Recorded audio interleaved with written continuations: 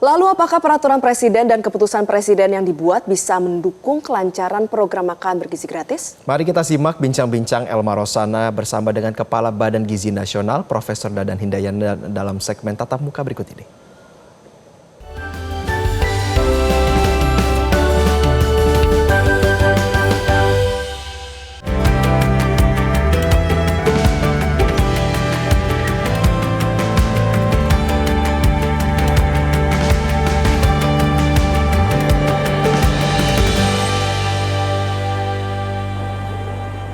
Ya, terima kasih teman-teman di studio. Makan bergizi gratis untuk generasi atau MBG dari Badan Gizi Nasional menjadi salah satu upaya besar dari pemerintah untuk membangun sumber daya manusia yang sehat dan juga produktif. Namun, belakangan ini muncul sejumlah laporan dari masyarakat yang mempertanyakan pelaksanaan program MBG, mulai dari higienitas dapur hingga efektivitas pengawasan di lapangan. Nah, dalam segmen Tatap Muka Selamat Pagi Indonesia hari ini, kita akan mendengarkan langsung klarifikasi dan juga langkah nyata dari Badan Gizi Nasional untuk menjamin bahwa program MBG benar-benar membawa manfaat bagi anak bangsa. Sudah bersama dengan kami, Kepala Badan Gizi Nasional, Profesor Dadan Hindayana. Prof, apa kabar? Baik. Kabar baik ya, Prof ya? Mbak Elma gimana? Baik juga, Prof. Hari ini sepertinya agendanya cukup padat ya, Prof. Tadi juga di-spill katanya habis ketemu sama Presiden Prabowo Subianto. Ada instruksi khusus nggak, Prof, tentang MBG ini? Ya, tentu saja Pak Presiden selalu meminta agar program ini bisa dilaksanakan sebaik-baiknya dan seaman-amannya. Jadi percepatan perlu dilakukan, tapi dalam konteks di mana penerima manfaat tidak perlu khawatir untuk mengkonsumsi menu dengan gizi seimbang, karena penting makanan tidak hanya sehat dikonsumsi, bermanfaat untuk tubuh, tapi juga aman bagi penerima manfaat. Prof, jumlah dapur MBG atau SPPG yang beroperasi di seluruh Indonesia ini skalanya besar, Prof. Lebih dari 13.000 yang beroperasi saat ini. Pengawasan seperti apa sih, Prof, yang dilakukan oleh Badan Gizi Nasional untuk menjamin bahwa ada keseragaman standar layanan? Ya, yang pertama kan seluruh SPPG yang ada di Indonesia yang hari ini sudah ada 13.747 itu kan dioperasikan dan dikendalikan oleh pegawai Badan Gizi Nasional, itu yang disebut dengan kepala SPPG. Jadi kami terkoneksi tiap hari kepada mereka untuk membuat program ini agar berjalan dengan seksama, dan mereka diminta untuk membaca SOP dan juga petunjuk teknis agar bisa berjalan dengan baik. Oke, ada SOP, ada petunjuk teknis, tapi Presiden Prabowo Subianto ini kan juga akan segera menerbitkan 2 aturan ya, Prof, tentang pelaksanaan MBG. Ada Kepres, ada Perpres. Kepres ini mengatur tentang tim koordinasi penyelenggaraan program MBG, kemudian Perpres mengatur tentang tata kelola MBG. Apakah melalui 2 aturan ini, Prof, nanti akan ada keberlanjutan dan juga dipastikan pelaksanaan MBG ini akan disiplin? Ya, Perpres akan mengatur tata kelola.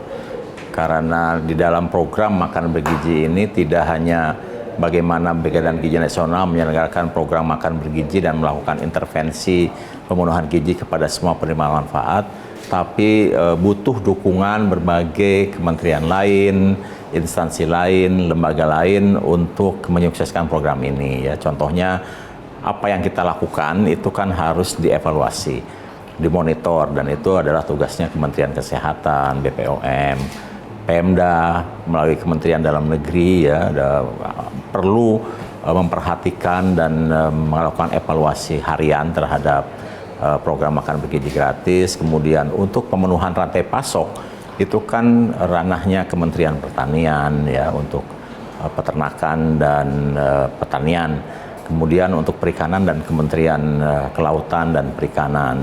Kemudian ketika kita mengintervensi anak sekolah, di sekolah itu kan butuh fasilitas, infrastruktur, dukungan, dan itu adalah di Kementerian Dasar dan Menengah. Demikian juga ketika kita menyalurkan kepada ibu hamil, ibu anak balita, keterlibatan Kementerian Kependudukan dan Pembinaan Keluarga serta peranan perempuan, ya, dan pelindungan anak, juga sangat penting dalam program ini. Jadi ini melihat tata kelola itu dibentuk dalam Perpres untuk keterkaitan antar lembaga dan masing-masing kementerian, lembaga, institusi supaya tidak ragu lagi berperan dalam program makan bergizi. Dan untuk pelaksanaan Perpres itu dibutuhkan tim koordinasi. Nah, tim koordinasi inilah yang mensinkronkan berbagai institusi, kementerian, lembaga ini dan dipimpin oleh Menko Pangan. Oke, tapi kalau dari data terakhir, Prof, kita balik lagi tadi ke dapur MBG atau SPPG ya, Prof. Ini data terbarunya yang sudah punya SLPS atau sertifikat yang untuk layak higienis sanitasi tersebut ada berapa, Prof? Ya, sampai hari ini ada 770 SPPG dari yang 13.747, tapi per hari selalu ada progres. Kadang-kadang ada 80 yang lolos. Kemarin misalnya 40 dan mudah-mudahan besok semakin banyak dan kita targetkan SPPG akan segera mendapatkan SLAS. Dan untuk yang baru-baru mereka kan sudah memenuhi petunjuk teknis dan SOP yang kita kembangkan, sudah mengacu kepada apa yang harus dilakukan terkait dengan sertifikat layak higiene dan sanitasi. Dan mereka sekarang setelah diverifikasi oleh Badan Gizi boleh jalan setelah dapat rekomendasi dari Dinas Kesehatan Kabupaten masing-masing. Oke, ada 770 sampai hari ini ya, Prof. Tapi pada saat pemeriksaan di lapangan sudah terkonfirmasi layak berarti ya, Prof ya? Ya, sudah. Dan bahkan sebetulnya prakteknya dari awal kita sudah menyusun SOP dan juga Juknis yang memudahkan agar mereka mendapatkan SLAS tersebut. Tadi disebutkan juga targetnya ini bulan depan sudah 100%. Bagaimana, Prof, dari BGN untuk memastikan bahwa langkah-langkah ini akan berjalan lancar, kemudian juga dalam waktu yang sesempit ini, Prof? Ya, target kita kan 82,9 juta di akhir tahun ya. Dan alhamdulillah setiap hari kami bisa meloloskan antara 150 sampai 200 satuan pelayanan pemenuhan gizi. Jadi Mbak Elma perlu tahu bahwa ada 3 kunci makan bergizi, yaitu anggaran. Dari awal si anggaran ini sudah bukan isu karena Pak Presiden selalu menyiapkan anggaran yang cukup untuk Badan Gizi Nasional. Yang kedua SDM. Nah, SDM kita sekarang sudah cukup sehingga bisa menghandle target optimal yang bisa kita capai. Nah, sekarang tinggal kita kejar kunci yang ketiga, yaitu penyiapan infrastruktur.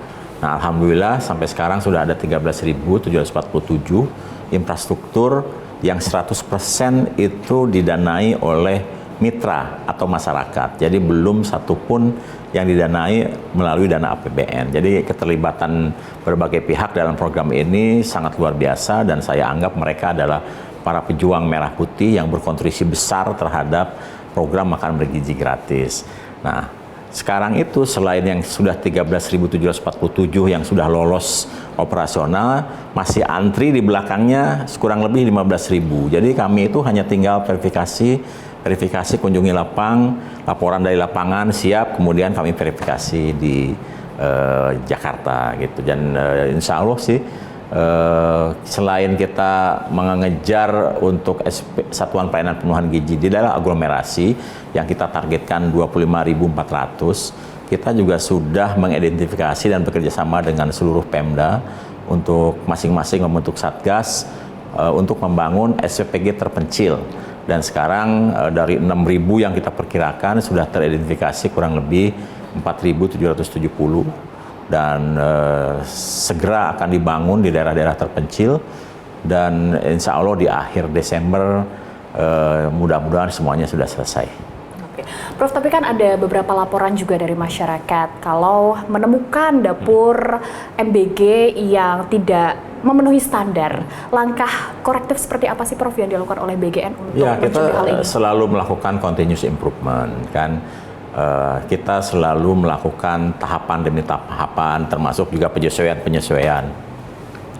Ketika satuan pelayanan pemenuhan gizi jumlahnya masih sedikit, kita buka kesempatan kepada mitra untuk melayani lebih besar, lebih banyak. Ketika jumlahnya sudah besar, maka jumlah penerima manfaatnya kita kurangi supaya meningkatkan kualitas. Ini kan terkait dengan strategi bagaimana agar penerima manfaat agar segera dilayani. Karena hak anak atas menu gizi seimbang ini penting sekali. Nah, kemudian untuk SPPG yang kualitasnya perlu ditingkatkan, kita akan melakukan pembinaan terus-menerus agar semuanya nanti mencapai standar yang kita inginkan. Oke, berarti ada penyesuaian ya Prof. Ya. Tapi sampai saat ini jumlah penerima manfaat itu skalanya juga besar Prof. Besar. Lebih dari 39 juta. Apakah sudah ada evaluasi Prof terkait dengan ketepatan sasaran? Kalau ketepatan sasaran, alhamdulillah sejauh ini sangat tepat kalau menurut saya. Ya, para penerima manfaat yang masuk dalam kelas menengah ke atas saya kira tidak terlalu banyak ya, karena tidak kita utamakan, dan sebagian besar yang kita sasar sekarang betul-betul yang sangat membutuhkan ya, dan sering dapat laporan ya, ada anak yang baru pertama kali minum susu ya kan, kemudian ada yang selama ini makannya hanya nasi dan indomie gitu, ada yang selama ini nggak pernah bisa makan sayur karena tidak terbiasa makan sayur. Kemudian ada anak yang baru saja tahu bahwa rasa anggur gitu, itu artinya kan apa yang kita lakukan tepat ke sasaran yang kita inginkan. Oke, nah kita akan membahas lebih lanjut Prof nanti terkait dengan apakah SPPG yang belum memenuhi standar tadi, langkah seperti apa atau mekanisme seperti apa yang akan dilakukan oleh BGN seperti pembinaan ataukah akan memberikan sanksi administratif. Tapi kita akan jeda terlebih dahulu Prof. Pemirsa jangan kemana-mana, tetaplah bersama kami di Selamat Pagi Indonesia.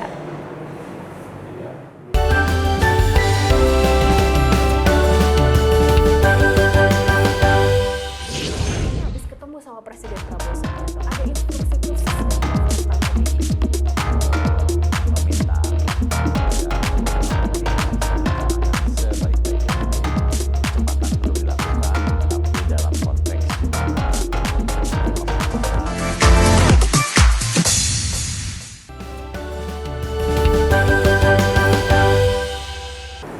Isu soal kualitas dan juga pengawasan ini menjadi pertanyaan juga dari masyarakat. Sejauh mana Badan Gizi Nasional akan menindaklanjuti laporan-laporan tersebut? Masih bersama kami di segmen Tatap Muka Selamat Pagi Indonesia bersama dengan Kepala Badan Gizi Nasional Profesor Dadan Hindayana. Prof, kita lanjutkan perbincangan kita tadi ya Prof, terkait dengan dapur MBG atau SPPG yang belum memenuhi standar. Mekanisme seperti apa yang dilakukan oleh BGN? Apakah akan ada pembinaan atau penghentian sementara atau bahkan sanksi administratif, Prof?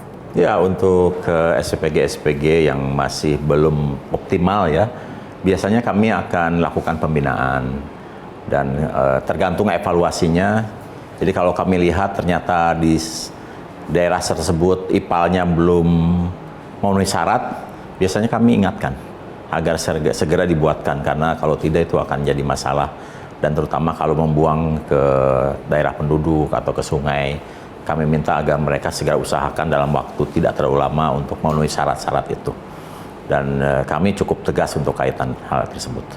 Berarti selama ini pernah ada praktik seperti itu ya Prof? Ada. Seperti misalnya kami dapat laporan dari Banjar ya, bahwa limbahnya dibuang ke atau meresap ke tetangga gitu. Kemudian kami kirim tim agar segera bisa mengusahakan, termasuk memberikan kompensasi kepada masyarakat yang sumur-sumurnya tercemar ya. Nah, kemudian kami juga baru dapat laporan di daerah Jawa Timur dan kami segera lakukan inspeksi dan juga pembenahan agar apa yang dilakukan oleh aktivitas Satuan Pengelolaan Gizi tidak mencemari lingkungan sekitarnya. Selain SPPG, Prof, publik ini juga menyoroti adanya penyimpangan atau markup dari pengadaan bahan pangannya sendiri, Prof. Seperti misalnya berasnya harusnya premium tapi jadinya medium, atau semangka yang harusnya besarnya segini jadinya diirisnya tipis-tipis gini, Prof. Seperti apa, Prof? Ya, gini kan ada 3 komponen makan bergizi itu, ada bahan baku ya, sifatnya at cost. Kemudian operasional sifatnya at cost juga. Dan kemudian ada insentif yang fix. Jadi sebetulnya bagi kami itu sangat mudah mengontrol kualitas menu yang disajikan karena kami minta agar setiap SCPG memunculkan menu hariannya di media sosial masing-masing. Dan seringkali juga bukan hanya masyarakat yang lapor, tapi orang tua penerima manfaat juga lapor, mempertanyakan kok menunya seperti ini. Kadang-kadang diupload di media sosial, kadang-kadang langsung. Dan kami langsung cek apa yang terjadi gitu. Karena sebetulnya kami tetapkan bahan baku @kos itu agar yang diutamakan adalah kualitas menu dan angka kecukupan gizi yang tidak boleh terpengaruh oleh fluktuasi harga. Jadi kami sudah kasih pagu, katakanlah rata-rata di Jawa itu kan 10.000. Jadi mereka harus mengoptimalkan karena kalaupun dia sisa itu tidak ada gunanya karena uang yang sisa itu tidak boleh digunakan oleh yang bersangkutan karena itu harus di carry over. Dan pembelanjaan harus berbasis pada referensi harga pasar. Jadi kami sudah sarankan kepada SPPG dan mitra agar mengoptimalkan anggaran yang ada dan mohon tidak coba-coba untuk membuat satu markup ya. Misalnya ada yang harga telur itu 30.000 kemudian coba dibuat menjadi 35.000. Itu dalam waktu singkat aja udah ketahuan. Kenapa? Karena antar SPPG kan nggak terlalu jauh. Jadi kalau satu SPPG memarkup yang ini harganya lebih rendah kan langsung ketahuan.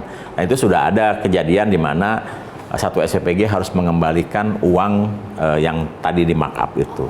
Nah kemudian terkait dengan pemanfaatan bahan baku, Pak Presiden makanya selalu wanti-wanti telur hanya boleh direbus atau ceplok untuk memastikan bahwa setiap anak mendapatkan 1 butir telur. Jadi Pak Presiden sangat tidak ingin telur itu didadar atau diorek-orek. Kenapa? Kalau membuat dadar untuk 10 orang bisa cuma 4 telur. Dan itu dipastikan kurang dari segi protein. Maka berkali-kali setiap kali ketemu Pak Presiden selalu bilang, awas ya, jangan sampai ada telur yang tidak direbus dan diceplok, karena itu udah pasti 1 butir. Itu untuk menunjukkan betapa sangat pedulinya dengan angka kecukupan gizinya. Nah kemudian kalau ayam misalnya, kita tahu bahwa satu ayam itu yang normal, yang kita sudah pengalaman tuh harus dipotong 10. Jadi kalau dipotong 14 kita ketahuan besarnya ayam itu seperti apa gitu. Jadi yang kayak gitu-gitu juga termasuk yang kita kontrol dan saya kebetulan punya tim pakar ya untuk melihat menu itu. Kadang-kadang kalau kita dapat kiriman gambar, kemudian saya kirim ke tim pakar itu, tolong hitungkan angka kecukupan gizinya. Terus dia bilang ini bagus, oh ini kurang. Kalau kurang langsung kita kasih teguran. Gitu karena kita sudah fasilitasi bahan bakunya @kos, jadi tidak terpengaruh fluktuasi harga, termasuk juga indeks kemahalan. Jadi kalau di Jawa rata-rata 10.000, di Papua tuh bisa sampai 100.000 tuh satu porsi untuk bahan baku. Jadi kita fasilitasi itu. Jadi tidak boleh main-main dengan anggaran itu. Yang berhak untuk mitra itu adalah insentifnya. Demikian juga dengan operasional. Oke, berarti kalau ada laporan bisa langsung lapor ke Pak Dadan? Langsung saya hubungi nomor di bawah ini. Iya, hubungi nomor bawah ini. Bahkan hari ini kebetulan ada 2 orang yang laporan dari Garut. Oke, laporannya apa Pak? Ya. Laporannya apa? Satu ya, kenapa menunya tidak bervariasi? Yang kedua, kenapa kemudian menunya tidak menarik sehingga anak tidak mau makan? Langsung kita telusuri. Kemudian kita tanya kenapa itu terjadi. Langsung biasanya. Pak, tapi kalau misalnya tadi anak tidak mau makan, jadi penasaran limbah makanannya dikelola dengan baik juga ya berarti ya, Prof? Ya, kan kita meminta agar makanan yang tidak habis dikembalikan ke SPPG, tidak dibuang di sekolah. Karena itu pertama itu untuk jaga-jaga kalau satu ada kejadian, kita bisa uji, analisis untuk investigasi. Yang kedua limbahnya ini bermanfaat untuk proses berikutnya. Karena ada beberapa SPPG yang sudah membuat limbah organik menjadi bahan makanan untuk black soldier flies atau maggot. yang kemudian maggot ini bisa berkembang dengan sisa makanan yang bagus, dan kemudian ini akan menjadi makanan ternak, dan sisa sisa bekas maggotnya bisa menjadi pupuk untuk pertanian. Dan ini beberapa SPPG sudah melakukan recycle untuk pupuk sisa bahan organiknya, sehingga menjadi pendapatan berikutnya untuk SPPG tersebut. Gerakan dari roda ekonomi juga berarti ya, Prof ya. Itu yang disebut dengan circular ekonomi. Oke, nah Prof, terkait dengan selain isu dari dapur MBG, ada juga isu tentang keracunan makanan, Prof. Nah, target dari Badan Gizi Nasional ini kan zero kasus keracunan makanan. Pengawasan seperti apa yang dilakukan terhadap hampir lebih dari 13.000 dengan cakupan yang luas ini, Prof? Ya, kita masih sesalkan bahwa sampai sekarang masih ada kejadian, meskipun kita targetkan ini 0 kejadian. Sebagian besar menurut saya sudah baik melakukannya, masih ada kejadian-kejadian yang harus kita sesalkan. Dan oleh sebab itu kita kemudian sekarang menerapkan beberapa kebijakan dengan juknis yang terbaru. Kita mulai turunkan jumlah penerima manfaatnya. Kan selama ini melayani antara 3.000 sampai 4.000. Nah, sekarang kita turunkan agar setiap SPPG maksimal hanya melayani 2.000 anak sekolah. Dan kemudian bisa tambah dengan ibu hamil, ibu menyusui, dan anak balita mencapai 2.500. Nah, bagi SPPG yang memiliki juru masak yang bersertifikat boleh melayani sampai 3.000. Nah, itu kebijakan terbaru kita. Kemudian yang kedua, kita menginginkan agar bahan makanan atau bahan baku yang dibeli, termasuk makanan hasil olahannya, bisa aman.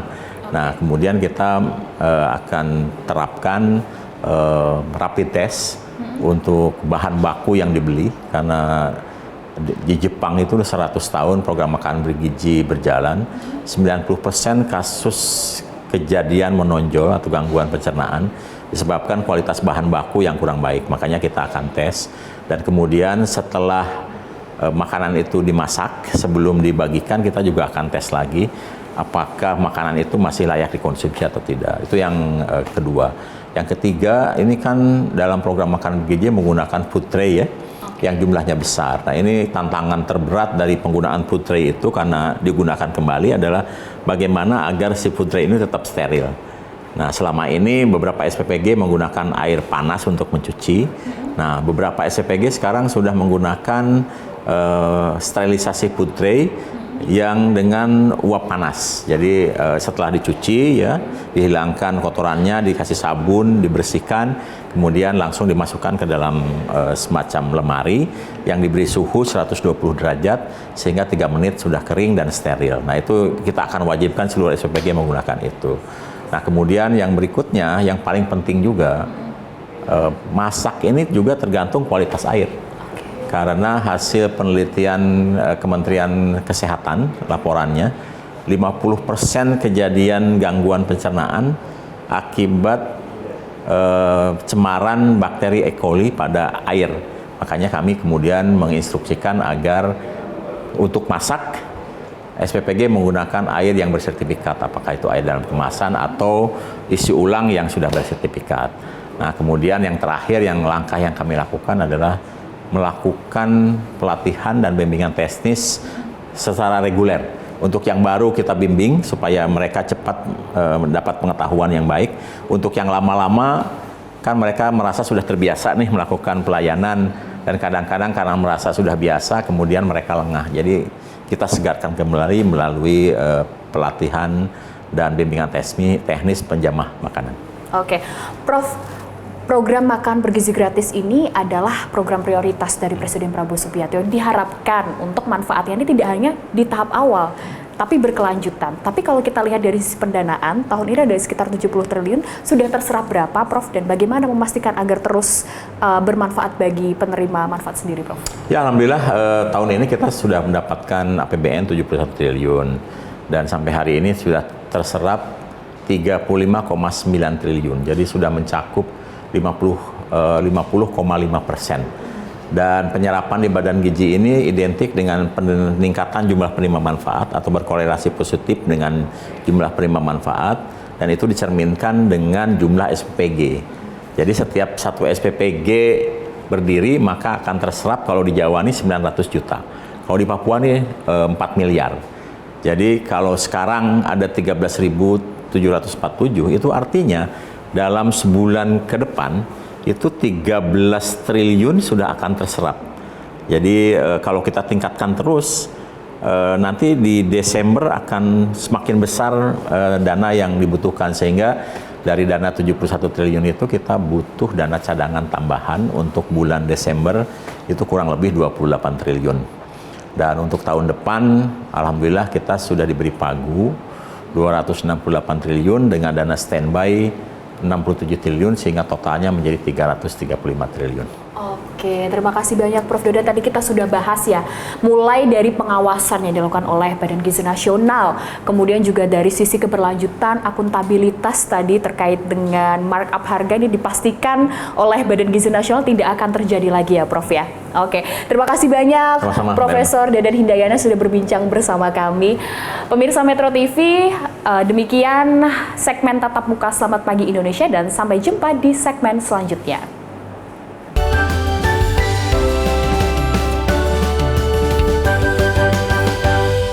Jelajahi cara baru mendapatkan informasi. Download Metro TV Extend sekarang.